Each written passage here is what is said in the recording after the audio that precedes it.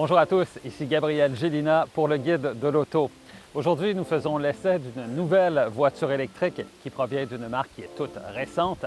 Donc, bienvenue à bord de la Polestar 2, une rivale directe de la Tesla Model 3. Polestar est une nouvelle marque dédiée à la mobilité électrique qui est détenue par le constructeur automobile chinois Geely, qui elle est également propriétaire de la marque suédoise Volvo. La Polestar 2 est, comme sa désignation l'indique, la deuxième voiture produite par la marque après la sportive Polestar 1 à motorisation hybride rechargeable. Il s'agit d'une berline aux lignes de fastback qui est animée par deux moteurs électriques, développant une puissance combinée de 408 chevaux et un couple de 487 livres-pieds. Les moteurs électriques sont alimentés par une batterie d'une capacité de 78 kWh logée dans le plancher de la voiture. Pour ce qui est d'habitacle, c'est un design qui est très épuré, très minimaliste en fait. Quand on prend place ici à bord, on s'aperçoit tout de suite, en regardant le volant, que les touches que l'on voit ici sur les branches du volant sont exactement les mêmes que celles qu'on retrouve sur les véhicules de marque Volvo. Et ce qu'on remarque aussi, c'est qu'il n'y a pas de bouton de démarrage pour commander la mise en route du véhicule. Il suffit d'avoir sur soi la télécommande, simplement d'appuyer sur le frein et de déplacer le levier de vitesse, soit à drive ou en marche arrière, pour mettre le véhicule en mouvement. L'autre chose que l'on remarque, évidemment, c'est le grand écran central ici, un peu à la manière de Tesla. Donc, on retrouve un peu les fonctionnalités semblables à celles d'un téléphone intelligent de type Android. Par exemple, le système de navigation, c'est Google Maps qu'on utilise ici. Et encore une fois, je peux aussi passer ici à mon compte Spotify, par exemple. Tout se fait évidemment ici au moyen de cette tablette. Et il y a aussi évidemment les fonctionnalités qui nous permettent de voir quel a été notre usage d'énergie, notre consommation d'énergie, par exemple, ou encore qui nous permet de régler les divers modes de conduite.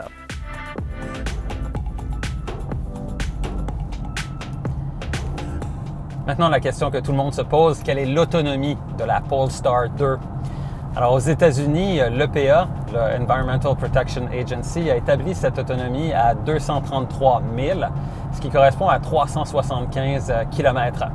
Cependant, lors d'essais réalisés au Michigan au mois de juillet dernier, un pilote d'essai a roulé justement avec une Polestar 2 à une vitesse constante de 70 000 à l'heure, ce qui représente environ 112 km/h, et jusqu'à temps que la voiture ne soit plus en mesure justement de maintenir cette vitesse constante. Et la distance qui a été parcourue lors de cet essai a été de 200 000, ce qui correspond à 320 km. Alors, c'est pas nécessairement un test qui est représentatif de l'utilisation de la voiture au quotidien, mais ça vous donne quand même une bonne idée. C'est pas une autonomie qui est aussi bonne que celle d'une Tesla Model 3, mais à mon avis, ça va être amplement suffisant. Et pour ce qui est de la recharge, c'est dans les normes, donc 8 heures sur une borne de recharge conventionnelle de niveau 2, ou encore une recharge de 0 à 80% de la capacité de la batterie en 40 minutes si on branche la voiture sur une borne de recharge rapide.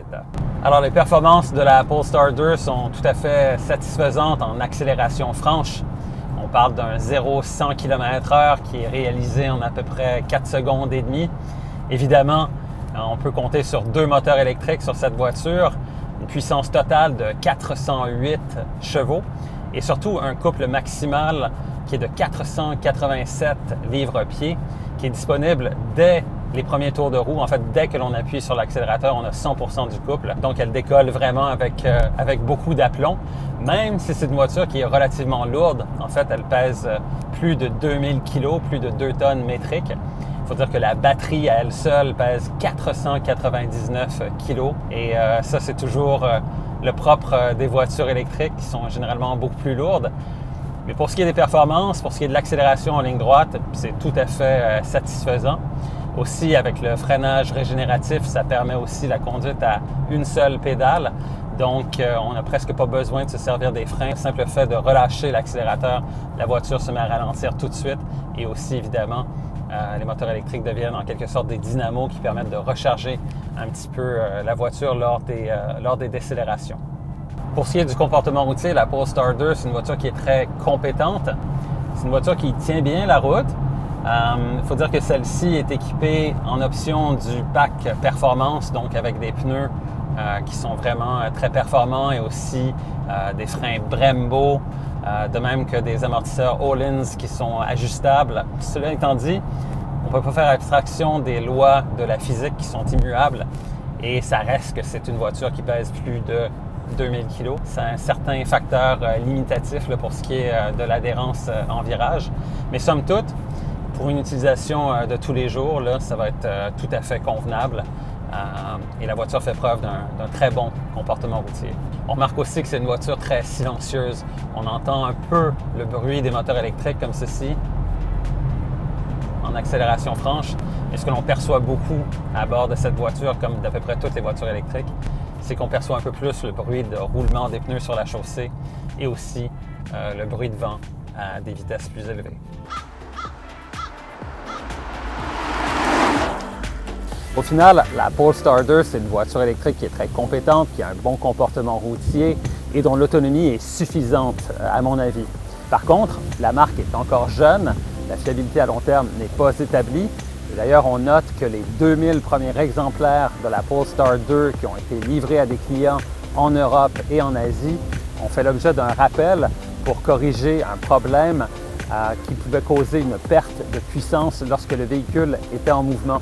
Et signe des temps, le correctif pour ce problème va être apporté justement simplement par une mise à jour du logiciel.